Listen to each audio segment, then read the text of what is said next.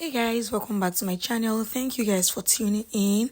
My name is Tofunmi. I'm the creative director, House of Awelewa. If you are new to this channel, please pardon my voice. I'm just recovering. So in this video, I'm going to be showing you how to make this Ankara blazer, and I'm going to be making use of this Ankara fabric. I'm using this doll face for the front part, so that for the front fold over of the lapel rather, and I'm using the regular lining to line the remaining parts. So let's get to our pattern drafting. As usual, the first thing I'm going to do is to draft a top line at the top of my pattern paper and connect it together. We are starting with the back pattern. That means that the horizontal measurement that I'm going to insert for the back pattern is going to be the waistline, the hip length, and the full length.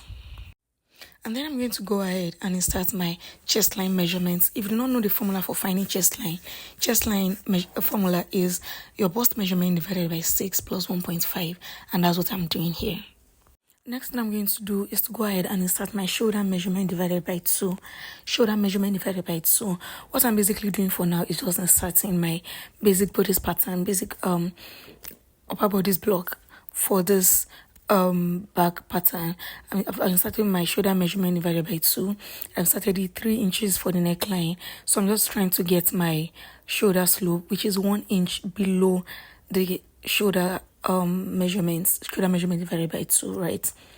I'm going to just measure the shoulder measurement divided by 2 on the chest line so that I can connect and have a straight line.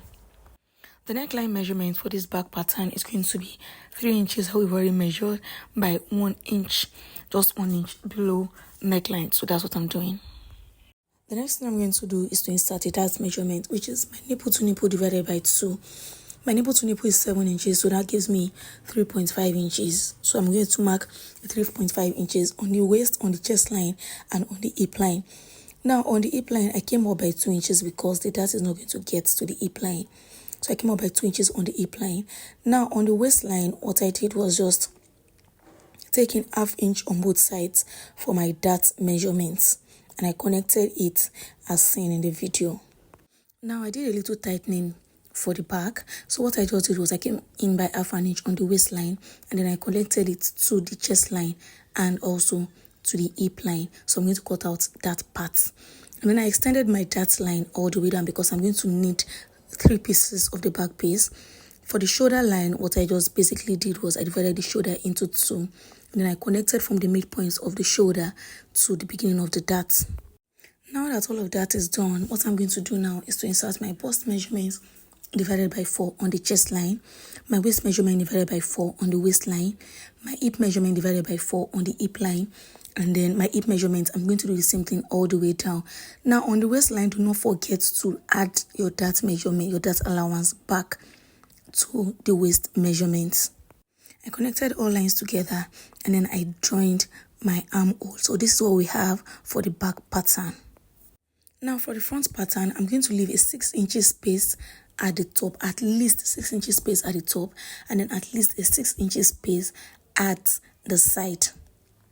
The 6 inch space at the top is for the collar, while the 6 inch space at the side is for the overlapping effect. Now I'm going to go ahead and insert all of my horizontal measurements, my bust point, my chest line, waistline, hip line, and then the full length. So I'm just going to go ahead and divide my shoulder measurement divided by 2, mark out my neckline, just like we did for the back. I'm going to do the same thing on the chest line so that I can join my shoulder to the chest line, and then I did my shoulder slope from the 3 inch.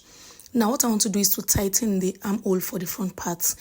I just found the midpoints between the distance between the new shoulder and my chest line, found the midpoint, went in by ½ inch, and then I divided my bust by 4. I measured that on the chest line. So I'm going to connect the 3 points together. The next thing I'm going to do is to insert my dart measurement, same measurement as the one I did at the back. So the dart measurement is from the chest line to the bust point, to the waistline, to the hip line, to the full length. Remember that we are cutting all the way, all through. I'm going to join all of that together. Like I did for the back part, ½ inch on both sides on the waistline, and came up from the hip line by 2 inches, came down from the chest line by 1 inch, and then I'm going to connect all the points together. Also, you notice that there's a new under bust line. That is, I'm going to explain why I inserted a new under bust line later. Now, for where my collar is going to stop, you can choose for your own collar to stop at the waistline. You can choose for it to stop anywhere. But for where it's going to stop for me, it's going to be at the underbust. That is why I inserted the underbust measurement, and I want it to overlap by 5 inches. So I'm going to go out on that underbust measurement and measure 5 inches and connect it all the way down. This is where you want to pay rapt attention. So I'm going to connect this new 5 inches from the underbust point to my neckline. That is going to form where our collar is going to be, to our neckline. Now, to avoid gaping, what I'm going to do is I'm going to come in by half an inch on that neckline and reconnect. This is just to avoid that the neck is gaping and is giving some weird space. So I cleaned off the original line, and this is the one that we are using now. I had no idea that my camera stopped recording, so what I basically did was to measure the width of the neck at the back and add it to the width of the neck. Can you see where the arrow is pointing to? So I just added it in the slant form. What I had was 3.5, so I just added it in the slant form. Now for the depth of the front neckline, we are working with 3 inches. So that means that the dimension of the neckline for the front part is 3 inches by 3 inches. So I'm coming now here measuring by 3 inches, and I'm going to connect it to the original neckline. Note that because I actually forgot to measure this neckline initially, so we are joining it to the original neckline, to where the original neckline is. Remember that the original neckline, we have to go out by half an inch to tighten it a little bit. So we are joining this neckline to the original neckline, please. Now for the notched collar effect, I'm going to come out on my neckline, on the original neckline, by 3 inches and just draw a straight line from that 3 inches. Can you see what I'm doing? I came out by 3 inches and I'm connecting it straight, so it's like an extension of the neckline.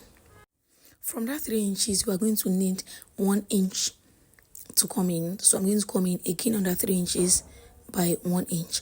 And from that 1 inch point, I'm going to go up. Now, this going up is completely dependent on how wide you want your notch to be.